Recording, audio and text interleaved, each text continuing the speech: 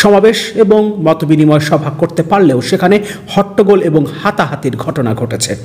রাষ্ট্রীয় নিরাপত্তার মধ্যেও সার্জিস আলমের সমাবেশ না করে ফিরে আসা এবং হাসনাত আবদুল্লাহর দুটো মতবিনিময় সভায় হট্টগোল এবং হাতাহাতির ঘটনা ছাত্রদের রাজনৈতিক দল গঠনের উদ্যোগে প্রথমেই একটা ধাক্কা হিসেবে দেখা যাচ্ছে। সর্বশেষ খাগড়াছড়িতে হাসনাত আবদুল্লাহর সমাবেশে কি ঘটেছিল সেটা আমরা একটু দেখব এবং তারপর চট্টগ্রাম বিশ্ববিদ্যালয় এবং সবশেষ সার্জিস আলম কেন নরসিংদী থেকে সমাবেশ না করে ফিরে আসলেন।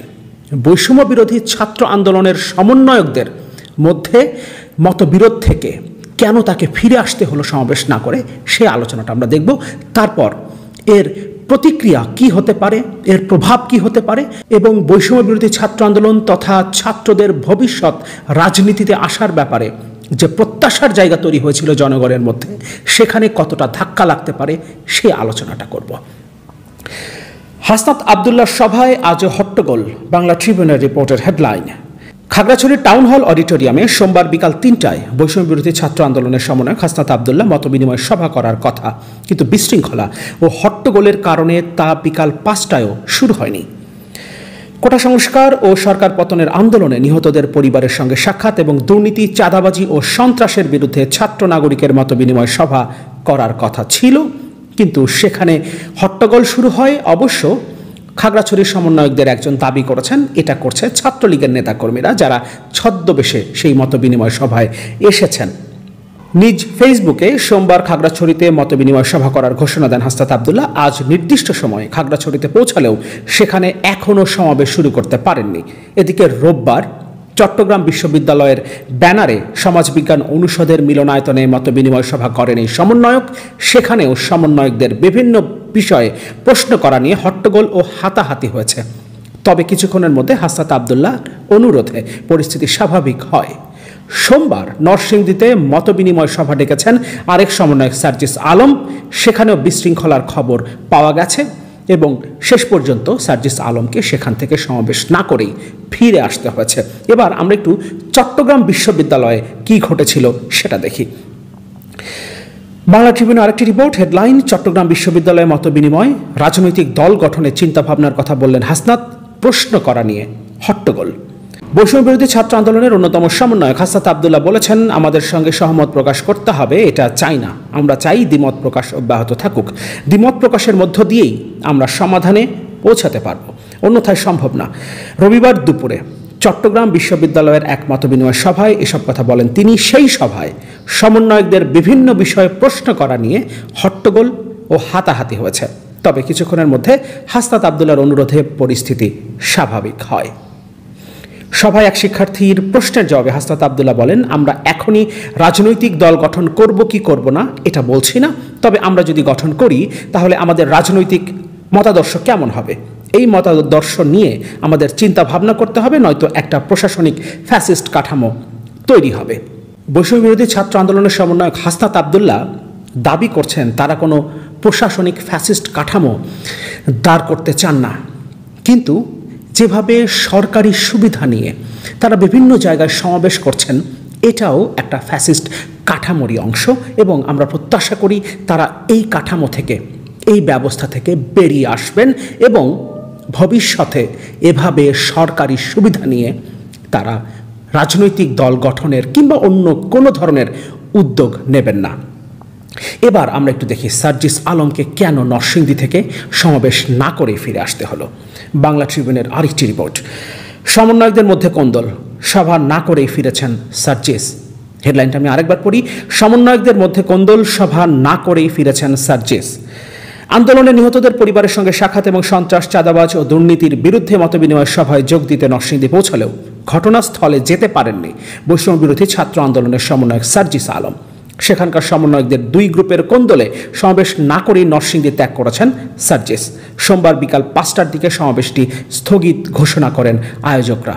হাসনাত আবদুল্লাহ সমাবেশ স্থলে গিয়েছিলেন, সেখানে হট্টগোল হয়েছে, হাতাহাতি হয়েছে, কিন্তু শেষ পর্যন্ত তিনি সেখানে মতবিনিময় সভা করতে পেরেছেন, কিন্তু সার্জিস আলম সমাবেশ স্থলেই পৌঁছাতে পারেননি এবং এটার কারণ বৈষম্য বিরোধী ছাত্র আন্দোলনের সমন্বয়কদের মধ্যে কোন্দল।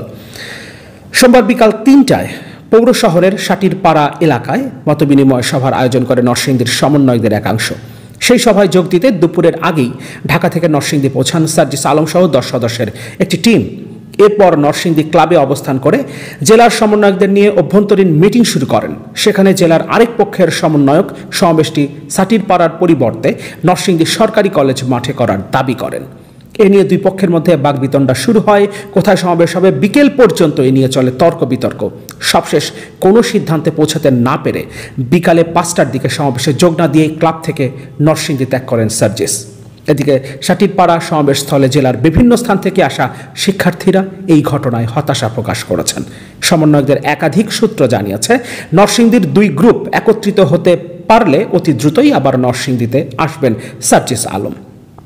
স্বাভাবিকভাবেই এটা তাদের ড্যামেজ কন্ট্রোলের জন্য বলতে হবে, কিন্তু বাস্তবতা হচ্ছে সার্জিস আলম সমাবেশস্থলে পৌঁছতেই পারেননি। তার আগেই তাকে ঢাকায় ফিরে আসতে হয়েছে। মাত্র কয়েকটি জায়গায় তারা সমাবেশ করতে গেছেন, মতবিনিময় সভা করতে গেছেন এবং এখানে বেশিরভাগই শিক্ষার্থী যারা কয়েকদিন আগেও তাদের নেতৃত্বে এত বড় একটা ছাত্র জনতার গণ অভ্যুত্থানে নেতৃত্ব দিয়েছে, শহীদ হয়েছে, কিন্তু এখন সেখানেই তাদের মধ্যে বিরোধ দেখা যাচ্ছে এবং নিয়ন্ত্রণ করা যাচ্ছে না। 5ই আগস্ট শেখ হাসিনা পদত্যাগ করে ভারতে পালিয়ে যাবার পর থেকে বিভিন্ন রাজনৈতিক দলের বিরুদ্ধে বৈষম্যবিরোধী ছাত্র আন্দোলনের এই সমন্বয়কদেরকে আমরা দেখেছি বিশৃঙ্খলার জন্য দায়ী করতে। সারা দেশে বিশৃঙ্খলা তৈরি হচ্ছে, সেটার জন্য বিভিন্ন রাজনৈতিক দলের নেতাকর্মীদের দায়ী করা হচ্ছে এবং এ কারণে দলের হাইকমান্ডকে কাঠ করায় তোলা হয়েছে। এবং এখন আমরা দেখতে পাচ্ছি বৈষম্যবিরোধী ছাত্র আন্দোলন মাত্র কয়েকটা জায়গায় মতবিনিময় সভা করতে গিয়ে সেখানেই তাদের নেতাকর্মীদের, তাদের অনুসারীদের নিয়ন্ত্রণ করতে পারছে না।